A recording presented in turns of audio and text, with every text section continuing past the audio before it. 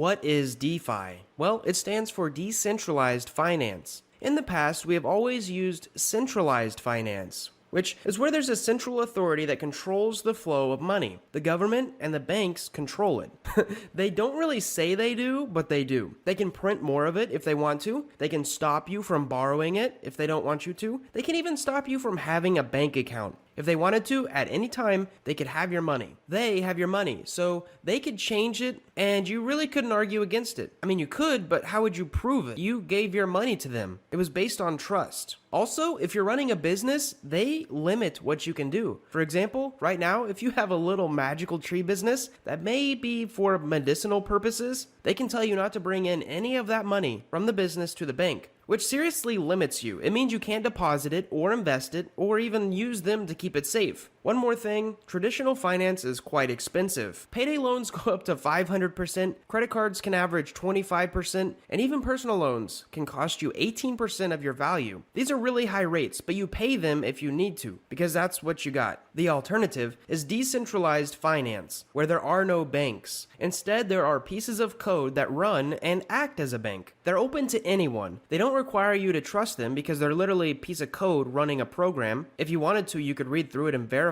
that it's not going to scam you. They are also censorship resistant, and lastly, they are much cheaper than traditional centralized finance. Decentralized finance is built on three main things: cryptography, the blockchain technology, and smart contracts. Let's dive into the 5 pillars of decentralized finance. Number 1, stablecoins. So first off, we need to understand the bridge of decentralized finance to centralized finance, and that is cryptocurrency that is matched to a real-world asset. For example, DAI, Tether, and USD coin are all what we call stablecoins. This is because their price is tied to the United States dollar. Think about it like this: when you buy one for $1, a new USD coin is minted. When you withdraw one, a USD coin is burned. So the coin is always worth $1 United States dollar. Now the purpose of this is to have a reliable way to buy and sell certain coins without having to buy and sell them. Instead, we can just trade them. Here's an example of why this might be beneficial. Let's say you bought one Ethereum at $500. Well, now it's $1,000, and you want to sell because you think it's high. You want to take your profits. Without stable coins, you have to sell your Ethereum at a centralized exchange like Coinbase or Binance, and in return, they will give you some United States dollars for it. Now, of course, they're going to take a cut of that transaction because they want a fee, and they're going to take it. Also, the IRS makes you pay tax on any gains that you make from trading or selling. Coinbase and Gemini will be snitching that you made it, so you can't really get around it. The next step would be to wait for Coinbase or Binance to give them to your bank, and then withdraw them from your bank, because you don't really want the bank controlling your money. Well, a month later, Ethereum drops to $250, and you want to buy more, so you deposit your $1,000 back into Coinbase, wait a few days for the transaction to clear, because you have to wait, and then buy 4 Ethereum and hold them. Well, Ethereum rises again to $500 and you decide to sell. So you sell them at your centralized exchange. You bite the fee and then you wait a few more days for it to hit your bank account. See, in this example, there's a lot of fees, there's taxes, and there's waiting. Now, let's say we utilized a stablecoin like USDC. You bought 1 Ethereum at $500 and it raises to $1,000. Instead of going through all that headache, you trade your 1 Ethereum for 1,000 USDC and you just hold it. A month later, similar to the previous example, it drops to 250 and you trade your 1,000 USDC for 4 Ethereum. Then it raises to $500, and here's the beneficial part. Within 5 minutes, you sell your 4 Ethereum for $2,000. The fees were less than 1% because you used what we call a decentralized exchange to trade. Because of it, you were able to trade almost instantly. Plus, the USDC was secure and you trusted it because it's just code. It doesn't change. Unlike Coinbase or Binance or Gemini, which are controlled by the government and, more importantly, people. They have been hacked before. Anyways, we are getting off topic. So that's the purpose of stablecoin. You can be in the crypto sphere without actually using your government-owned bank. Now, in a lot of places, we take banks for granted, like in the US, but some countries are really limiting in how much money you can move around or what currency you can buy them from. In fact, in the United States, every transaction over $10,000 has to be vetted and approved by a bank. Meanwhile, using a stablecoin like USDC, you can move $10 million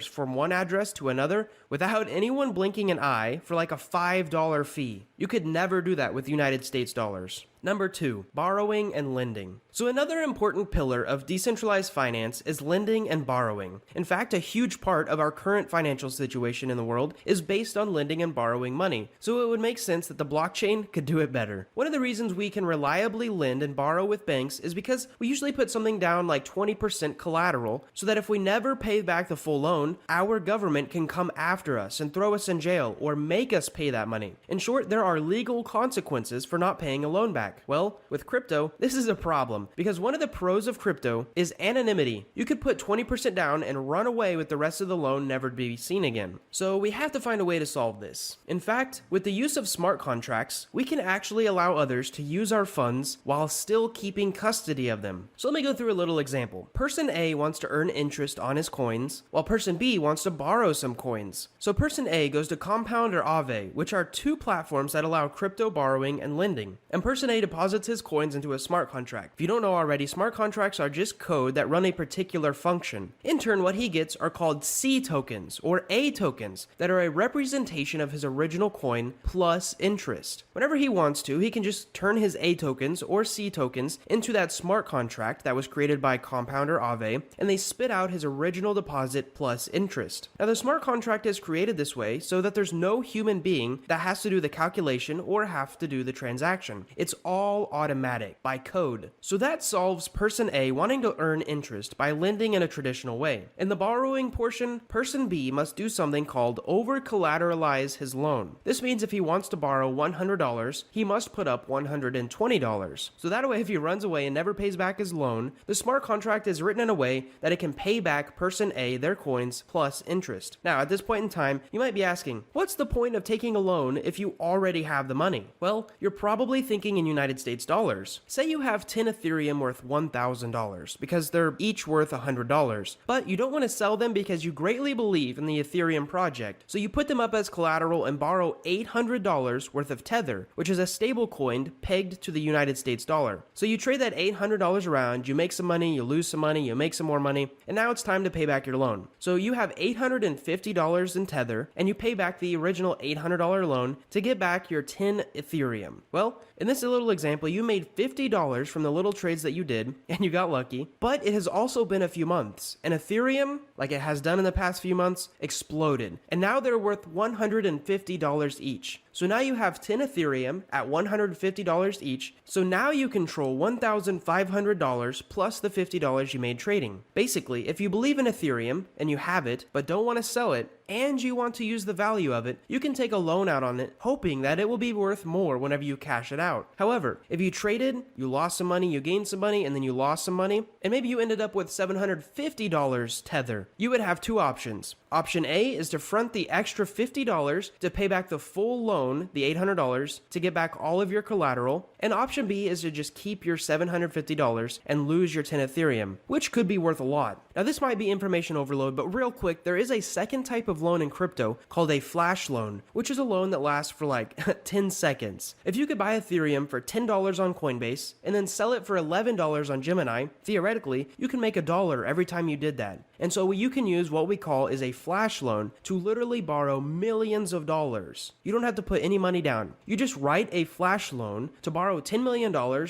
you tell it to go buy Ethereum for $10, and then immediately sell it for $11, and then you pay back the original loan, $10 million, and all one small little smart contract that gets run in 10 seconds. Essentially, you made $1 million minus the fees that you had to pay for borrowing. But these fees are small because the lender knew that you would have to pay them back, and that it was for a very short period of time. Now, this is a more advanced technique, but you could never perform this type of arbitrage in traditional finance. Number 3, decentralized exchanges. Okay, so I have a friend who traveled to London a few years ago from the United States. Now, of course, in London, the standard currency is euros, while over here in the US, it's dollars. So naturally, he had to visit a foreign exchange booth and trade out his dollars for euros. Unfortunately for him, the fee was like 15%, so he immediately lost 15% of his money because that's what foreign exchange traders do. Tourists don't know any better, and they need local money, so what they do is they take advantage of these people. Well, when it comes to decentralized finance, instead of a foreign exchange trader, we have what is called a decentralized exchange, where you can exchange your coins and tokens for other coins and tokens. Now, the fees are usually very small, like less than 0.5%, which is a great benefit for anyone who regularly wants to trade their crypto assets. Most popular decentralized exchanges, or DEXs, work in a manner where investors pool their money together and then traders can trade that money. The fee of every trade that I mentioned earlier goes back to those investors, and it's all written in code so it doesn't change. A government can't step in and say, you can't buy Bitcoin anymore. The fees and the percentages that you change are locked too. They're written in code, so they don't change and they can't raise to crazy prices like 15%. Decentralized exchanges open the world up to a whole new variety of tokens and coins. For example, Coinbase, the first centralized exchange to go public, only allows you to buy and sell 32 cryptocurrencies at the moment. Since they are regulated by the government and have to abide by certain regulations, they very closely analyze each coin before adding it. The most popular decentralized exchange, which is called Uniswap, literally has hundreds, maybe even thousands of tokens that you can trade, and they aren't regulated by anyone. That's the decentralized part. There are billions of dollars locked up in these liquidity pools so traders can trade, but nobody can control these billions of dollars. They're just following a program that someone wrote. In fact, only investors can be the ones to pull out their money out of the pool. But if they did that, the lending rates would rise, and so new investors would come along and put their money in. So like I said earlier, the code can't be changed either. It's what we call immutable. So in the crypto space, we like to say that the code is the law. The government doesn't control it, the code does. And everyone has access to the code and it doesn't change. Uniswap is one of the major exchanges on the Ethereum network and it has billions of dollars in its pools. PancakeSwap is another exchange on the Binance Smart Chain network that also has a few $billion of liquidity. Number 4, insurance. Insurance is really easy to explain. For example, with car insurance, you pay $100 a month to protect your new Tesla. However, one day while using the autopilot feature, another car causes the autopilot to glitch and you drive into a ditch. Unharmed though, but you totally wrecked the car. Well, since you paid insurance, the insurance company pays you what the Tesla was worth so that you can go buy a new one. They use statistics to predict how many of their drivers will crash their cars and then use this data to predict how much they would have to pay each year to determine what the monthly price of the insurance should be, which is also called a premium. Well, with decentralized finance, the insurance company can be code. So let's go over an example. Let's say a farmer wants to buy crop insurance. So if his crops die, he still has income for planting them and taking that risk. We could write a piece of code on the Ethereum network that says, if there's any days this summer that are 90 degrees Fahrenheit or hotter, 4 days in a row, pay out Farmer Joe $100,000. However, to start this contract, he has to pay $2,000. So Farmer Joe can buy his crop insurance through what is called a smart contract, which is just code that sees if the conditions are met to pay him. So at this point in time, you might have two questions. How does the code know if it's 95 degrees Fahrenheit, and where does the $100,000 come from? Well, to connect the real world to the blockchain, we have to use something called oracles, which are trusted sources that become a bridge between the real world and the crypto world. We can create an oracle in our city that reads the temperature and is verified by a few people to make sure that it can't be frauded.